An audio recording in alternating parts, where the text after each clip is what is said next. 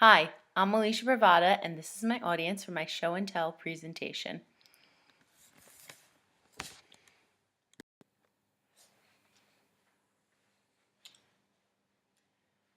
As you can see in front of you, I have a handout of my PowerPoint presentation that I created on my show and tell or my final project for my communications class this semester.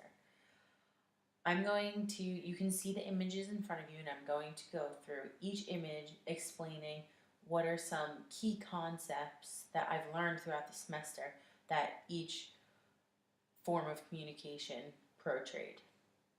First, you can see I have an email. The email is from Barbara N. Sohila from Caldwell University. It is an informative email that was sent to all students taking online classes for Session B. It also created awareness and deeper understanding for all the students that are in that session, and deadlines and openings, such as the classes begin on October 31st, but they're open to view on October 24th. So it gave us more awareness of our classes that we are taking for Session B. Also, it was very organized. It had bolded words that were easy to follow, and those were the things that they wanted us to take out of the email. Next, you can see is Alpha Phi Omega flyer that has been posted all over campus. It is a visual aid, and also there are handouts throughout the college campus on coffee tables, on the lunch tables, for easy access for you if you couldn't remember all the information. It also, the font of the poster is very important in any visual aid. The font in this poster was not the typical font, but the words that it wanted to stand out were in a different font from the regular part of it.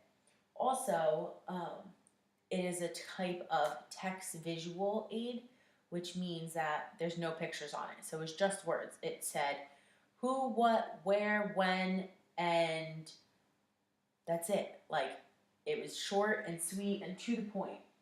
And it also was computer generated. You can tell that it was typed font, beautifully done, and that's it for that one. Moving on to Exhibit 3, which is the Borini's Junk Pros ad, which actually my stepdad over here actually showed it to me, so props to him. This ad was meant to persuade the customer to use their company for junk removal or anything. It was easy, not time consuming, and inexpensive. Their easy part was you call, we haul. So that's very easy. Like, all you have to do is pick up the phone and call, and they come and haul it all out. Also, they didn't have any comparison to another company like theirs. And it also said on the example that it was insured. So that means if God forbid something happened, it is covered and is insured, which is risk communication into policy decisions. Moving on to number 4, which was a liquor outlet ad, which showed statistics saying it's the best of the best for the past 7 years. It was a proposal presentation for you to go into their winery or liquor store to purchase things, and they even put coupons on the actual postcard. Also, their communications tactics were on. It was good. in the form that they wanted to get themselves out there and used coupons and such to get your attention. But in terms of the format of the postcard, was not the best. It had, as you can see, it has a big picture of wine, grape leaves in the back, and then the words are very small and not bold, and you can't really see them. Our next form of communication is the Jose Tejas menu, my favorite restaurant. By just looking at the menu, you can see the context and what it informs you that, and the culture that it's a Mexican Tex-Mex restaurant. It also is an entertaining visual aid. It has a little guy, a little like pepper with the Mexican hat dancing, and you also can make inferences from that picture, if there were no words, what type of food you are going to eat. Next, I have an email from my trip consultant, Claire. She, in this email, was sending it out to everyone who's in my trip group and to me, letting us know that there's a Facebook group so we all can communicate and get to know each other before we spend 2 weeks together, and we can skip all the stuff that happens for the first couple days you're there, like trying to meet people and being. So she created this Facebook group so everyone could communicate and talk to each other before we even get there. She used symbols such as her tone of voice in the email with all the exclamation points and her tone of it.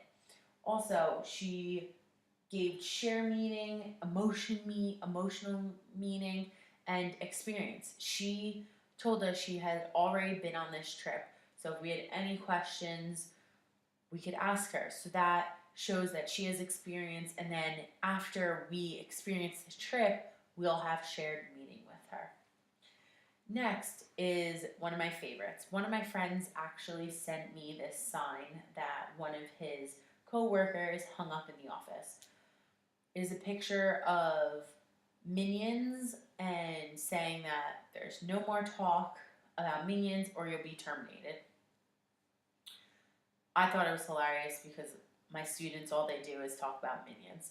But he said that this one guy was just so fed up with Minion talk. But besides the point, the poster he put up, as you can see, is very assertive. It says, "No more Minion talk beyond this point.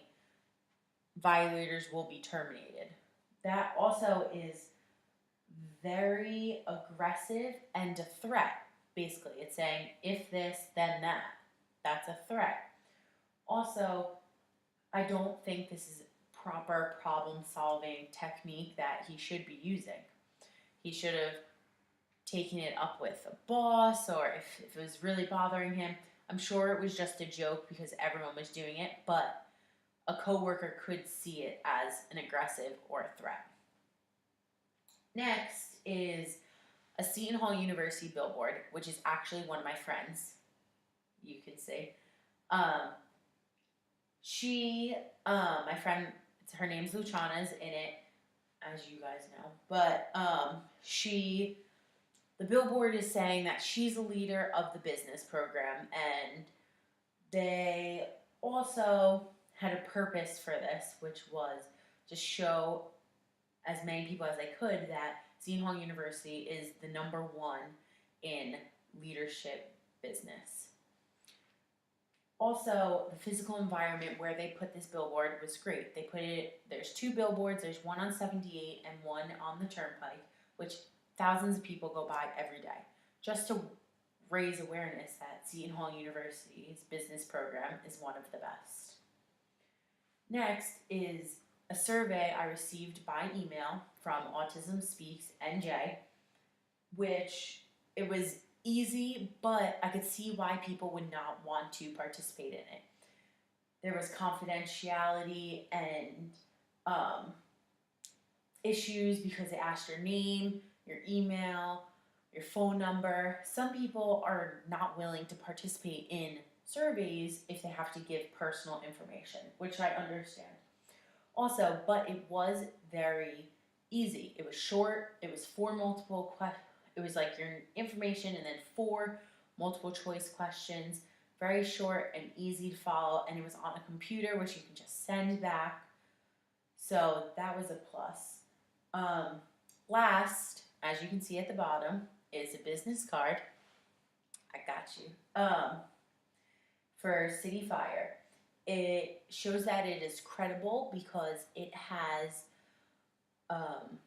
the top right corner, you can see all the license numbers that the company holds. So it shows that they are credible and they have their license and they know what they're doing. Also, the role is not on there that Bill holds, which may be important to some people, such as like if he was the marketing person but they wanted to get in touch with the finance people, why would they contact the marketing person? So the role or title of the person should be on the business card. Also, if the strategy and interest of someone for a business card, like the strategy of a business card is so that it's quick and easy form of communication to another person so they don't have to remember one's contact information. It's easy, it's accessible, it's to the point, it's not supposed to have a lot on it, so it's have name, contact information, and the company. Plain and simple. I hope you enjoyed listening to what I learned this semester. I know I had fun learning all these things. So, thank you.